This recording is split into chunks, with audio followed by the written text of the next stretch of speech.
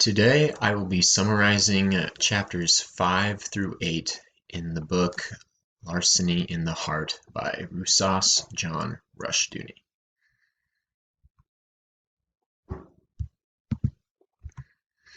Chapter 5 is titled Shortages.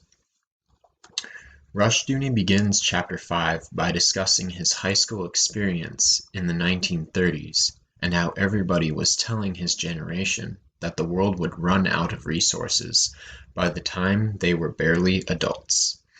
Now, while Rushdoony is talking to people the same age as he was back then, he finds that the message is mostly the same. People seem to devote their lives to preventing a world shortage. Yes, this world is limited in its resources. However, God is in control, not us. And when we worry and try to come up with a way of preventing the resource from running out, we put ourselves in God's chair. Adam faced shortages inside the garden, yet he learned how to work the land by developing tools. It takes economic progress to overcome shortages. We need to use money and other resources in the best way to ensure the best future. The problem we face today is not shortages, but sin.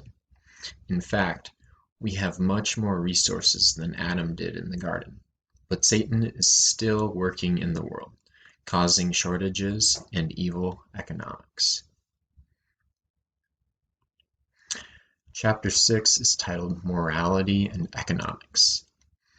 In 1970, the conclusion about the money problem was that it is in fact a moral issue rather than a technical issue. One cannot separate economics from morality. Rushdoony then describes personal experiences with criminals and how they are all good at self-justification, but do not compare to the self-justification of socialists. The socialist tells himself that he is only taking what was wrongfully acquired, but he fails to realize that theft is theft. Adam faced many moral, economical issues in the garden. Today, men use church-based mandates rather than God-ordained mandates. However, man has been called by God to rule over the earth and subdue it. Therefore, man takes what he wants in the world because it may help economics without thinking about the unseen or unknown effects of his actions. We should economically develop the earth, but not at the expense of God's creation. Today, we have separated Christian morality from economics, and neither side is better off today than it was when they were together.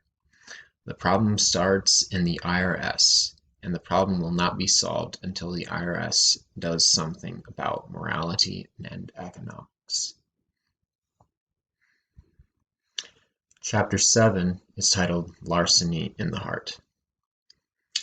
Rushdoony begins this chapter talking about the times that people could buy homes for under $10 and when luxury hotels were built for just $25,000. How could you build a home for so cheap, you might ask? Inflation. Inflation is caused by an increase in the money supply in America. However, inflation begins when people have larceny in their hearts. Envy demands the leveling of all things, and Rushdoony says that on page 52. In fact, envy is the root of the first sin. The same goes today.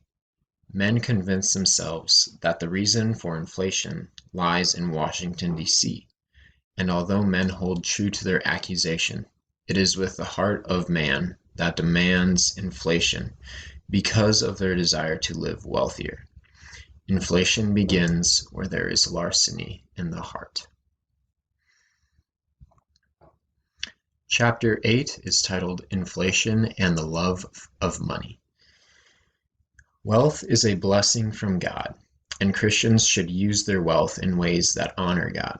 This can be done by being liberal with your money towards the poor and using the riches provided responsibly. Moreover, We are to trust God instead of our wealth. Wealth does not lead to sin, but the sinful heart uses wealth to increase the size of its sin. However, money is the root of all evil, and this is because the love for money is love for irresponsible wealth and power. Money is not the problem. The love for money is the problem. People place their trust in money and desire to hold as much of it as possible. People who let their love for money take control of them soon pass away.